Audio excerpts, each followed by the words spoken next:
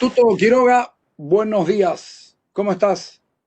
Bien, Carlos, buen día. Un abrazo grande aquí a la distancia virtual y un saludo a toda la gente que te sigue en las redes y a través de tus medios de comunicación. Tuto, vamos a hablar de la postergación de elecciones. Vos estuviste en el Tribunal Supremo Electoral avalando la fecha del 6 de septiembre. Uh -huh. Las cosas han cambiado mucho y tenés otra posición y otra mirada. Uh -huh. ¿Sí? A ver, Carlos, tengo la misma. Primero que estuve presente y doy la cara por todo lo que hago siempre, no ando cambiando. Sí. Estuve en noviembre y diciembre, falleció Monseñor Carpellini, tú sabes que él fue fundamental para pacificar el país, tener su sesión constitucional y hacer nuevas elecciones, anulando el fraude, validando el 21F. Lamento que se hubiera ido él. Estuvimos allá y se postergó la primera postergación, que fue del fraude, al 3 de mayo. Después Sí, hemos señor. estado 2 veces haciendo diferimientos. La fecha estaba fijada, Carlos, quiero recordar, 3 de mayo. En abril Sí. se hizo reuniones, 3 reuniones, estuvimos presentes en todas, y nuestra posición siempre era, y fue minoritaria y fue derrotada, que el órgano electoral, como poder del Estado, asuma la plena responsabilidad y se le otorgue toda la potestad de fijar la fecha y el cronograma electoral en base a la evolución epidemiológica y criterios sanitarios. Llevamos eso a las reuniones de abril. Cualquier delegado que estuvo allá, o don Salvador Romero, te lo puede decir. ¿Por qué decís que fue minoritaria? Porque se insistía en poner una fecha, el MAS y Comunidad Ciudadana insistían en poner una fecha y finalmente en el Congreso, tú sabes bien que manda el MAS y el MAS insistía en esas reuniones de marzo-abril en poner una fecha. Y se puso, recuerdas, el rango de fechas hasta 6 o hasta fines de septiembre, fue cambiando.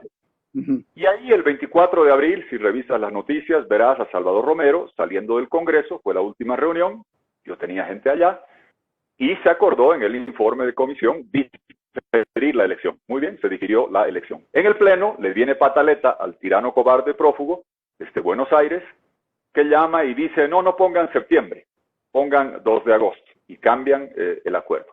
Quiero recordar a la gente que nos escucha, que en abril, cuando se hizo ese acuerdo, teníamos alrededor de 700 casos, alrededor de 35 decesos, y se tomó la decisión de diferir. Muy bien, llega junio, claramente el 2 de agosto era imposible. Y se Te doy dice, los datos, vamos, te doy los datos. bueno, 24 de abril, 703 casos, 43 decesos. 8 de junio, 13.643 casos, 465 decesos. 16 de julio, o sea, ayer, 54.156 casos, 1.984 decesos. ¿Es correcto? correcto, exacto, 34 decesos creo el 24 de abril, dijiste 43, pero es esa la proporción y el significado. ¿Y por qué son importantes las fechas, Carlos? Recuerdo, nosotros decíamos que el Tribunal Electoral fije la fecha. Entiendo que no tengo voz en el Congreso ahora. Se difiere el 24 de abril cuando teníamos 700 casos, 703 casos, 34 decesos. En junio era la decisión, o 2 de agosto, porque había que arrancar el cronograma o volver a patear. Muy bien, se volvió a patear para septiembre. Yo parado en el tribunal, revisar, dije, el 2 de agosto era imposible, el 6 de septiembre la pandemia y el coronavirus decidirán. Yo entiendo que no hay mala fe en las proyecciones, Carlos. Lo que falta son laboratorios y testeos, porque predecir cuándo llega el pico del contagio es como manejar a ciegas y pretender llegar a destino si no tienes suficientes pruebas y laboratorios, y somos los últimos en Sudamérica en test por millón de habitantes. Comprendo también que las proyecciones van cambiando. Recuerda tú que Aníbal Cruz decía 30,000 casos en junio-julio, Navajas decía julio, no sé cuántos más. Bueno, van cambiando. Hoy, como tú dices, cuando diferimos la elección, y yo dije, veremos qué pasa con la pandemia, hoy tenemos casi 80 veces el número de casos de contagio acumulados y casi 60 veces los decesos, y tú sabes bien que ambos están subregistrados porque no hay suficiente testeo y porque tristemente hay familias que entierran a un ser querido sin hacer el examen para evitar el estigma de un fallecido por coronavirus. Entonces pregunto a Luis Arce, al MAS, a doña Eva Copa y a don Carlos Mesa, si en abril, cuando era 80 veces más bajos los contagios, 60 veces más bajos los decesos, se difirió, ¿por qué ahora No, yo dije claramente eso al salir, y hace un mes, Carlos, dije alrededor de mediados de junio, pedí que el 15 de julio, ya llegó el 15 de julio, hagamos una reunión, De acuerdo. Tribunal Electoral, Poder Legislativo, Ejecutivo, alianzas, comunidad internacional, para ver la evolución de la pandemia, para evaluar los datos de República Dominicana, la información que tengo de ayer de mis amigos. Eso te iba a preguntar, lo de República Dominicana es muy complicado, muy complicado. Exacto, Carlos, veo, estás bien informado. Tú sabes, soy amigo de Abinader, Hito Bisonó, tengo varios amigos, más allá de la amistad política. Ellos hoy están tremendamente dolidos, porque sí, ganaron con 52%, pero ven que la consecuencia es el incremento de los contagios, el incremento de los decesos, que recién va a llegar, porque tarda más días los decesos, y que claramente no ha habido la participación que se esperaba. Fue históricamente la más baja. Allá no es obligatorio, pero la gente de la OEA me dice que de 70 ha bajado a 55. En Dominicana no había un gobierno buscando quedarse en el poder 19 años, no había violación de la Constitución, no había desconocimiento del 21F, no había fraude. Pero si un país no puede darse el lujo de votar en medio de la pandemia por la historia de lo que sucedió los últimos años, primarias chutas, fraude de violación del 21F, desconocimiento de la Constitución, y por el desafío sanitario, económico y político que se avecina, es Bolivia. Allá me dijeron una cosa muy interesante, Carlos. Menos mal que Abinader sacó 52%, porque si no pasaba de 50 y se quedaba en 49 y pico, no iban a poder tener segunda vuelta en 3 semanas. Eso es lo que ha pasado allá. Y aquí sabemos que hay una posibilidad muy alta de tener segunda vuelta. Entonces, si queremos preservar la salud, evitar el contagio, y queremos darle legitimidad al próximo gobierno, si antes, cuando la situación era 80 veces menos grave o 60 veces menos grave en el caso de decesos, ¿cuál es la lógica de obstinarse en ir a votar, donde todas las teorías, con todo respeto, de que los mayores en casa y que los menores vayan de jurados, como si los menores vivieran encapsulados en un hotel? No, vuelven a casa, están con tíos, están con padres, están con abuelos.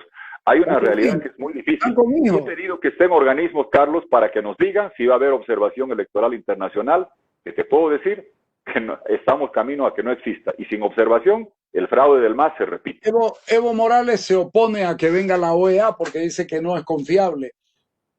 En esto de confiar, pero así nomás, en esto de confiar, vos tenés confianza en Salvador Romero, vos considerás que él es bueno como funcionario. Yo tengo mis dudas con relación a él, pero ¿por qué crees que es su obstinación? Porque él está cerrado en que en esa fecha tiene que hacerse. Y él es la autoridad de un órgano del Estado que hoy tiene el mismo nivel de valor que el Poder Ejecutivo, que el órgano ejecutivo, que el judicial o que el legislativo. Y sin embargo, él se obsesiona y se obstina en que se mantenga ahí.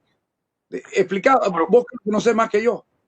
Sí, Carlos, a ver, dos cosas acá. Don Evo Morales no quiere que venga la OEA, y los ladrones no quieren que vengan los policías, y los narcos no quieren que venga la FELCN. Pues claro, es obvio, lo agarraron haciendo fraude, y creo que es bueno recordar que Evo Morales pidió la auditoría, pidió que sea vinculante, nos llenó de publicidad con eso, y cuando salió el resultado de la auditoría, cuando se publicó el 10 de noviembre en la mañana, él lo reconoció como válido, pidió que se anulen las elecciones, pidió destituir a los vocales fraudulentos y nuevas elecciones. Antes de huir como rata cobarde a México, él exigió nuevas elecciones. Antes que eso, lo llamó a Almagro y le dijo: no publiques el asunto ese, porque él ya había, no publiques, por favor, el resultado del análisis. ¿Ah? Me lo dijo Almagro en su oficina cuando fui a la OEA, al Consejo Permanente. Me dijo cómo Evo Morales, él estaba en Jamaica, creo, y lo hacían llamar 2 de la mañana para decirle que no publique, para esconder la evidencia de su fraude, porque él sabía lo que significaba. No le dijo estás equivocado, le dijo no la publiques porque va a haber problemas. Claro, el problema es que la gente salió enardecida a decir: oiga, ladrón, usted hizo fraude. Y el hombre huyó. La gente que hay que recordar, él anuló el fraude, él pidió nuevas elecciones y huyó como rata cobarde a México. Lloraba para que venga el avión a México, del avión de México, y salir. Lo que quiero decir, que viabilizó la sucesión porque él hizo dejación del cargo y abandono de funciones y permitió aplicar el fallo 003-2001 para hacer la sucesión. Ahora lo de Salvador, Carlos, ¿qué dices? Mira, si tú me dices de la gente del Tribunal Electoral, te digo, conozco a 2, 3 personas, no, así, no a profundidad, pero conozco. Al doctor Hassan Teufel es el que más conozco. Sí. Ha sido un destacado jurista, presidente del órgano electoral de la Corte Suprema. Confío en su capacidad jurídica. Si Salvador Romero va a poner servidores ocultos para que alteren las actas la noche de la elección, no lo va a hacer. No va a permitir eso. En eso sí confío en su ética. Lo que me llama la atención es que no asume lo que tú estás diciendo. Es presidente de un poder del Estado. ¿Y por qué le pide permiso hasta para ir al baño al órgano legislativo? Le dijimos, Lucho Vázquez, tú sabes que es un tigre, le llevó la redacción de una resolución y que se eleve en consulta al tribunal donde asume a plenitud la responsabilidad de fijar la fecha para dejar de jugar a la adivinanza, Carlos. Estamos en la 4ª fecha. La gente dice que fijaron, no fijamos 6 de septiembre. Teníamos 20 de octubre. Fijamos 3 de mayo, se pasó al 2 de agosto, se pateó al 6 de septiembre. Para dejar de hacerla, si tú me dices ahora, adivina cuál es la fecha, no quiero adivinar. Quiero que Salvador Romero y el órgano electoral asuman esa competencia plena de ser poder del Estado, se sienten con la OMS y te quiero decir que en las reuniones de marzo, abril, entraban expertos de la OMS desde Washington a mostrar las curvas de Bolivia. Fallaron las proyecciones, no los culpo. No hay suficiente test, hay dificultades. En Estados Unidos han fallado todas las proyecciones de Arizona, de Florida, de Texas, porque abrieron a destiempo. Entonces, hagamos esa evaluación sanitaria.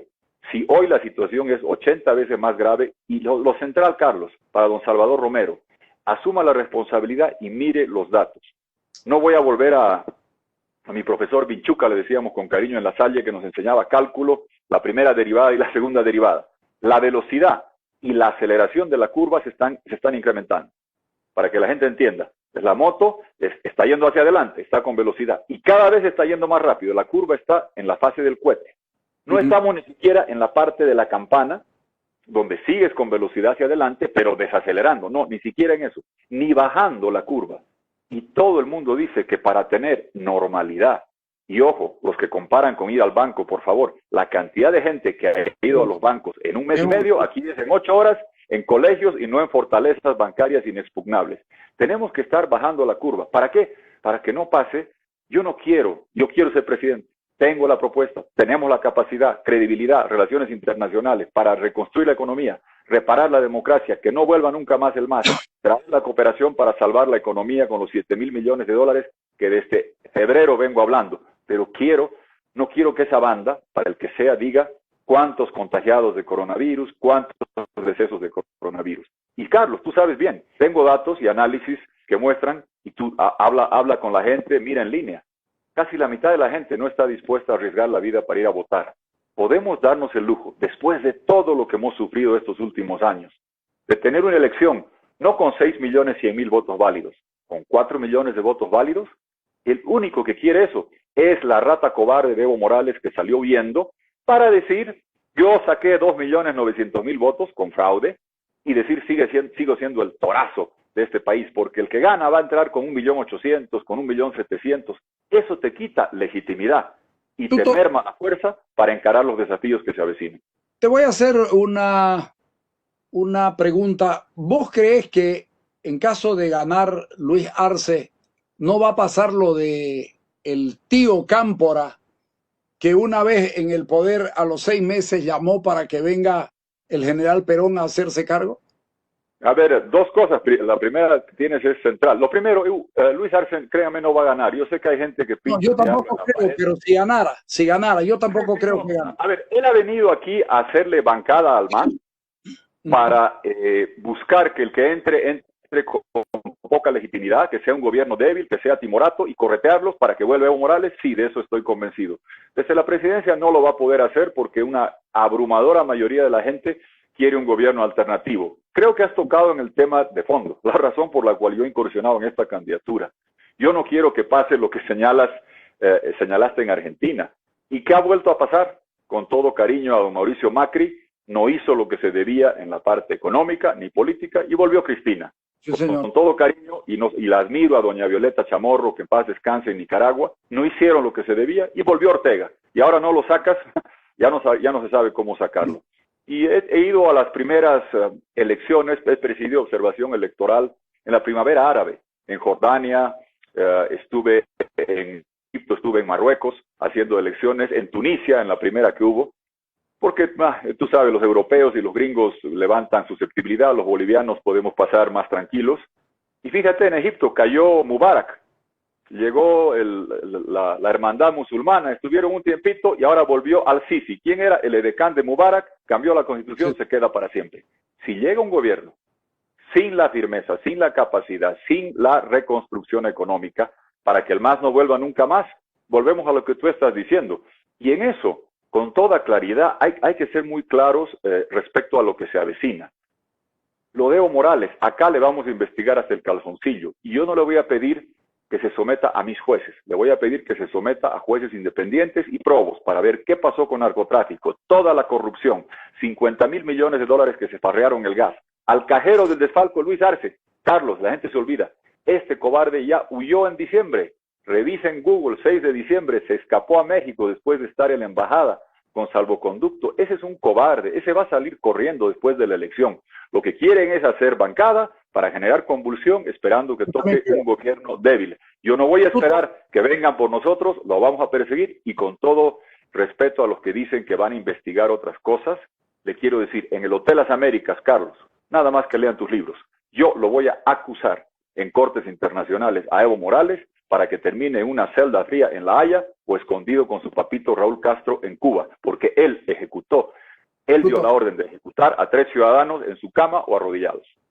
Tuto, vos decís voy a ser candidato, sin embargo, los números no te favorecen y tampoco la organización. Vos no tenés organización. La gente dice, con la que yo converso, porque yo converso antes de hacer el programa, busco criterios de gente, me dice, no, él puede ser buen presidente, a lo mejor es el que más sabe de la crisis para sacarlo al país, pero no tiene equipo, no tiene organización y sus números están muy bajos. ¿Vos sos consciente que tus números son bajos? No, estoy tranquilo, no voy a caer en lo que ha hecho Luis Arce. A ver, para que la gente entienda, el esquema de fraude del MAS requería encuestadoras, un cártel de encuestadoras que privilegiaban inducción preelectoral y validación postelectoral del fraude. Solo podías ver tú las cifras y así sigue, como siguen varias prácticas del MAS, continúa esta, que solo puedes ver aquello de encuestadoras autorizadas y varias como Mori tienen contratos millonarios con el Estado para quien trabajan, lo sabemos. Yo tengo datos, no ando comentando, nunca he comentado encuestas, ni ajenas ni otras, sé dónde estamos ubicados y te digo lo siguiente, lo que más prima para la gente es la angustia sanitaria y la certeza de que viene una crisis económica galopante, casi unánime como nunca antes, y lo que busca es capacidad económica, generación de empleo, donde tenemos una ventaja abrumadora, propuesta clara y discusión clara. Equipos económicos, hemos hecho Zooms con todos los equipos y de gente que se sigue adhiriendo en las regiones, siguen llegando, gracias por apoyarnos. Hace rato que hablas de 7.000 millones de dólares. ¿De dónde se consiguen 7.000 millones de dólares en estas condiciones? La mitad de los organismos multilaterales, como lo ha hecho Perú, como lo ha hecho Ecuador, la cola se ha puesto larga. Fondo Monetario, Banco Mundial, BID, CAF, multilaterales es la mitad, un paquete hay plata allá, no hay en los países, pero hay plata.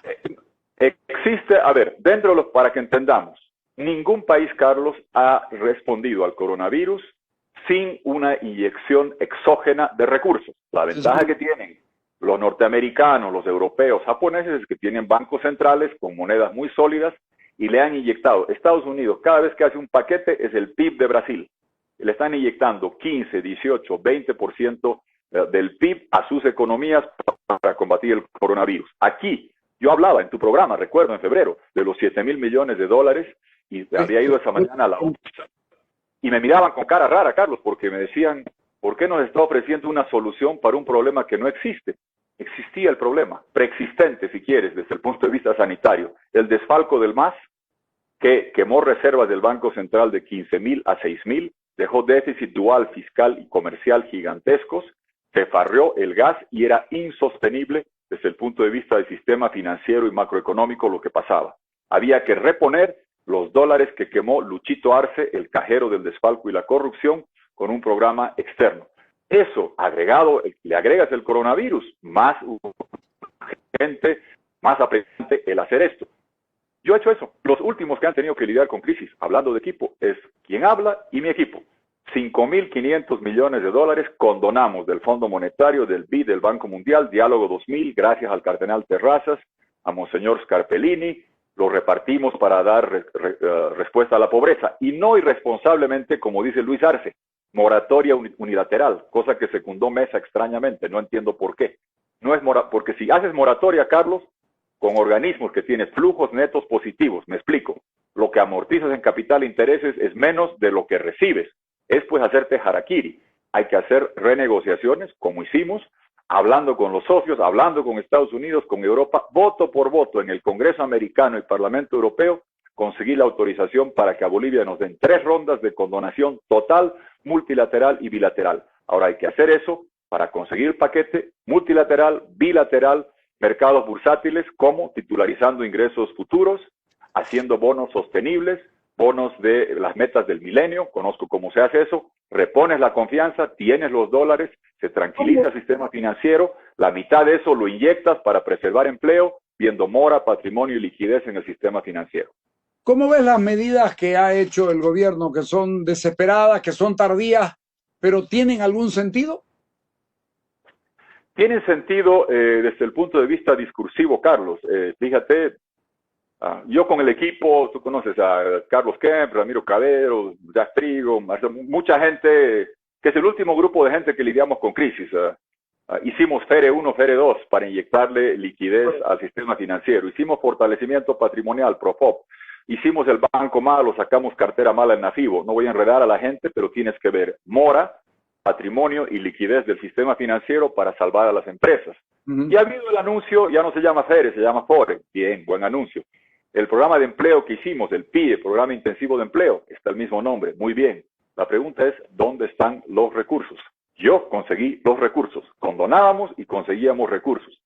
Inyectamos al sistema financiero para salvar empresas y salvar la economía.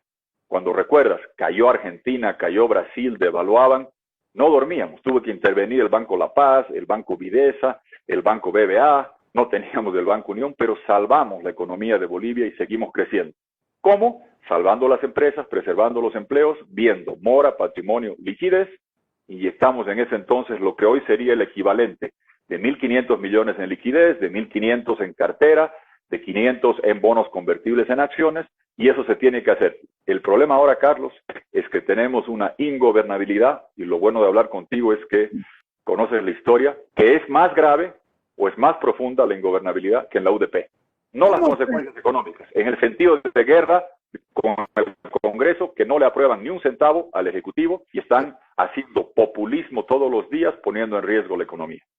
¿Cómo haces, Tuto, para hacerte visible en esta candidatura, en esta elección? ¿Cómo haces para meterte entre los que están arriba de vos, de los que están ahí? ¿Cómo haces para ir a un debate, como para que te escuche la gente, como para derrotarlos con argumentos? ¿Cómo vas a lograr esto? Porque vos coincidirás conmigo de que van a tratar de no conversar con vos. No, este es muy chico. ¿Ah? ¿Cómo vas a hacer? No, yo que tienes toda la razón y comprendo la estrategia. A ver, los que están angustiados y desesperados saben que estamos muy bien ubicados, saben que estamos bien posicionados para llegar a la segunda vuelta, y lo único que les queda es eso, de minimizar, de manipular con encuestas. Yo espero que la gente nos siga escuchando, estoy tranquilo con la forma que se escucha, con las limitaciones de que es por la vía digital, y que tengamos debates, que no se corran de los debates. El cajero del desfalco, Luis Arce, que pretende saber de economía, conmigo te va a tener que sentar detalle por detalle. Los 50.000 millones de dólares que se farreó, se los voy a mostrar uno por uno. ¿Qué nacionalización? Cínicos, mentirosos. 10.500 millones de dólares de costos recuperables a las petroleras extranjeras, que les han pagado todo por explotar los campos que ya les habíamos dejado descubiertos. La corrupción galopante, adjudicando todo directo sin licitación. Tengo la lista, el gasto corriente que se quintuplica. Luisito Arce, cajero del desfalco, 7.000 millones de dólares en fábricas de papel, de miel, de camélidos, piscícolas y todo lo que se ha hecho sobre esa materia. Y con don Carlos Mesa también discutiremos. Primero discutiremos el tema de la fecha. Me extraña cómo él ha salido descontrolado a insultar, a decir que los que están buscando prorrogar, que de doble discurso, hipocresía. Yo le digo a don Carlos Mesa con todo respeto, si es a mí la alusión, tenga el valor civil de decirme el nombre y vamos a discutir quién tiene firmeza, convicción, posición consistente y quién se acomoda con el viento. Vamos a necesitar mucho tiempo. Y en ese marco también yo quiero discutir con don Carlos Mesa, y yo lo escuché decir algo que no comparto para nada, que es el equivalente Hotel Las Américas con Sencata. Cuando en Sencata había grupos con molotovs atacando esferas de GLP que hubieran dejado 10.000 muertos, y comparar eso con la ejecución a sangre fría extrajudicial en las Hotel Las Américas me parece desacertado y plenamente equivocado. Hay mucho que discutir en esto. Yo entiendo que la estrategia de otros va a ser tratar de evitar. Luis Arce el otro día salió a decir sobre la fecha que quién me había puesto revólver. Yo le digo a Luchito, y cuando entregaste 3 millones sin boleta de garantía a CISDE de la plata de gestora, ¿te pusieron revólver sobre la mesa o plata bajo la mesa? ¿Y por qué saliste huyendo a México y por qué te escapaste? Perdón, Tuto, además hoy así haya, yo en esto soy muy claro, uno tiene derecho hoy de ser menos tonto que ayer en el caso de que haya decidido que, ok, hagámosla ya porque las elecciones son necesarias. O sea, hoy podés decir, no puede haber porque tengo razones y tengo documentos y todas estas cosas, pero vos crees que Lucho Arce llegue a la candidatura, llegue a la elección porque ha cometido un delito electoral jodido, ¿ah? Y el portavoz, el portavoz de todos ustedes se convierte en Juan Ramón Quintana, que fue el que argumentó para que Ernesto Suárez se caiga. Y son los mismos argumentos. Te advierto que están tratando de decir que Arce no es el portavoz del partido, consecuentemente no se lo puede castigar. Imagínate esto, sí, claro, he visto los videos que circulan de Capitán América, otro gritón abusivo matoncito que se escondió rapidito en la Embajada de México. Así son estos bravucones, Evo Morales y su comparsa. Cuando tienen poder, abusivos; cuando no lo tienen, cobardes, como ratas huyen todos estos. Y claro, el Capitán América salió ahí con lanza en ristre, con esta animadversión que tenía él, no solo con Leopoldo Fernández, sino también con Ernesto, como se pensaba el capitán amazónico, el capitán de las Américas, de la escuela de Fort Benning, Georgia, el único supuesto marxista que ha ido a formarse en Fort Benning, Georgia. Trabajó con Kiefer para hacer los mapas de erradicación de coca y ahora se decía marxistoide, pobre hombre. Claro, el Tribunal Electoral tiene dos decisiones acá muy complicadas. El primero, que existe jurisprudencia sobre eso, porque no fue a Ernesto Suárez, a su vocero, al partido entero se lo limpiaron en el Benning, ¿te acuerdas? No me acuerdo, tenía, no sé, 200 y pico candidatos y los fagocitaron a todos. 163. La primera decisión que tiene, pero no es la primera, esa es la segunda. La primera que tiene, y le pido a Salvador Romero, el tema de la fecha. Él se movió en abril, él se movió en junio, cuando las cifras eran 80 veces menos contagios, 60 veces menos decesos. Él sabe la dificultad que se avecina y él tiene la obligación, y si no lo hace él, lo voy a hacer yo, de decir la verdad sobre si vamos a tener misiones de observación electoral plenas y completas de la Unión Europea, de Naciones Unidas y de la OEA, para evitar que hagan fraude. Suena a advertencia. ¿Por qué si no lo hace él, lo voy a hacer yo? ¿Qué fue lo que se dijo ahí? Porque yo estoy conversando y quiero saber, ya basta de palmolive y que nos vengan a adornar las cosas, de decir, hemos hecho la invitación, agradecemos la cooperación. Una misión de la OEA, he presidido varias, las conozco, son 70 personas, monitoreo de medios, observación de mesas, conteo rápido para evitar el fraude, conozco perfectamente lo que es, y no es 4 personitas.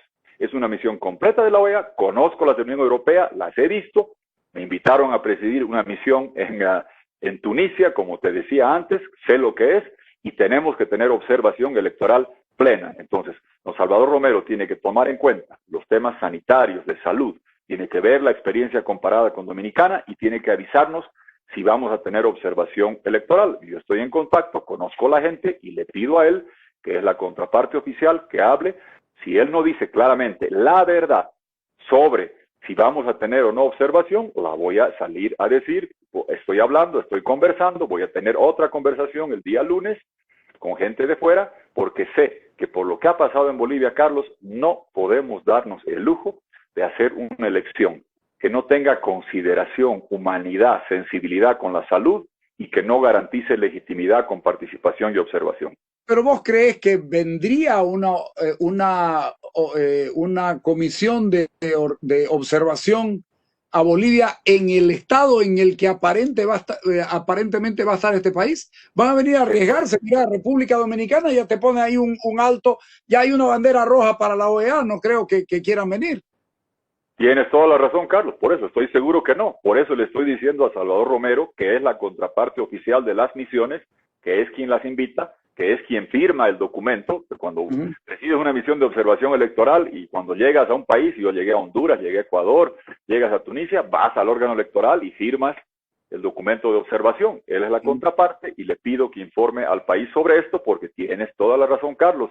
A Dominicana, que estaba en una situación que no era tan grave como la que tiene hoy Bolivia y que se está agravando, no llegó la Unión Europea. La OEA tuvo dificultades. Y revise los datos de Dominicana. ¿Qué pasó con la aglomeración? Y por favor no nos cuenten el cuentito del banco. Qué falta de humanidad con el tema del banco. Yo te puedo decir, mis papás no han salido una vez al banco, no han salido nada a comprar, los tenemos encerrados. Hacen un poder para hacer cualquier trámite como se permite. Entonces, evaluando la curva, y si antes hemos diferido, porque lo que hemos hecho es diferir y diferir. Entonces, si el argumento era diferir cuando había 80 veces menos casos, 60 veces menos decesos, ¿cuál es la obstinación ahora de Salvador Romero, del Movimiento al Socialismo y don Carlos Mesa? Preserven la salud y veamos todos esos datos y en los datos de la evolución, veamos lo de Dominicana también para comparar y tengamos la información fidedigna, fehaciente de las misiones de observación, de si vienen o no vienen. Yo estoy seguro, como tú, que no van a venir. Tú comprendes, Carlos, un parlamentario europeo ve las cifras de Bolivia, ve, ojo, en Dominicana, Carlos, estaban en 70% de ocupación cuando fueron a la elección. Hoy están en el colapso. Aquí ya estamos en el colapso. ¿Tú crees que un parlamento europeo va a venir a La Paz, a Santa Cruz, al Beni, a decir, me vio coronavirus, me tengo que quedar 14 días en una clínica allá en un lugar de Bolivia? Creo que sabemos la respuesta, es obvia. Y el Tribunal Electoral tiene el deber de informar todo esto a la población y de asumir la responsabilidad plena y no decir, ah caramba, yo no quería, pero el Congreso me obligó o Yanine promulgó y pasarse la pelota. Son un poder del Estado, tú has dicho algo central, eso dice la Constitución, ejerzan como tal, preserven la salud, salvaguarden la vida de los bolivianos y garanticen un proceso participativo, observado y legítimo. La última, ¿qué sensación te deja Yanine Áñez? Mira, yo tengo, obviamente la conocía, fue constituyente conmigo allá, de los 60 constituyentes, dieron una buena batalla en Sucre. Las circunstancias la pusieron acá en enero cuando tenía una misión histórica, hacer una transición y a eso se le agregó lidiar con el coronavirus en circunstancias muy, muy complejas. Yo en enero, cuando decidió postular, dije claramente, ahí está el documento, mantengo toda mi posición, no la cambio.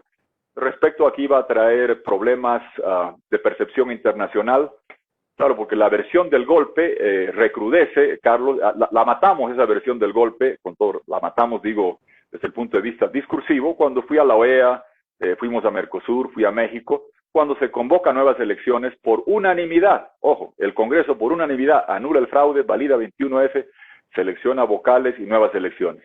Cuando entre al Ejecutivo en campaña, yo siempre he cuestionado el hacer campaña desde el gobierno, se lo he cuestionado a Maduro en Venezuela, a Chávez en Venezuela, a los Castro en Cuba, me han deportado, me han maltratado, lo voy a seguir haciendo, lo he cuestionado aquí cada vez a Evo Morales y no comparto el hacer campaña desde el gobierno, generó ingobernabilidad con el Congreso, se estigmatizó como un tema de golpe. Los gobiernos de transición, tú sabes bien, nunca se caracterizan por tener la fortaleza y los mejores cuadros, lo comprendo. El gobierno de Rodríguez Belcet también tenía eso. En enero lo dije y lo reitero, ella podía haber hecho historia, entrar al panteón de Lidia Gayler, Laura Chinchilla en Costa Rica, entrar a eso haciendo historia, haciendo una transición democrática que el país le hubiera agradecido por siempre y lidiar con el coronavirus. Y lo que pasó es que cuando entra en campaña, entre el coronavirus y las respuestas del coronavirus desnudaron mucha incapacidad, lamentablemente prácticas de seguir adjudicando sin licitación en yacimientos, el bullado caso de respiradores, la falta de laboratorios, la falta de tests, todas las dificultades que sucedieron. Pero dicho eso, yo no doy nombres, de la gente que está afectada, pero mi solidaridad a todos los policías, militares, médicos, enfermeras, comunicadores y los funcionarios públicos de gobierno, de instancia nacional y regional que están enfrentando el coronavirus porque estaban trabajando por nosotros y lo mínimo que corresponde es darles toda la solidaridad, incluyendo que solo me referí públicamente al caso de la presidenta cuando anunciaron su contagio, porque como dije, ella es la única irreemplazable. No nombro a los otros, pero tú sabes que un secretario, que un director, que gente del gabinete se puede reemplazar. La presidenta, por las circunstancias que vivimos, no puede ser reemplazada, es imprescindible para la transición y le deseo que se mejore y recupere lo más pronto posible.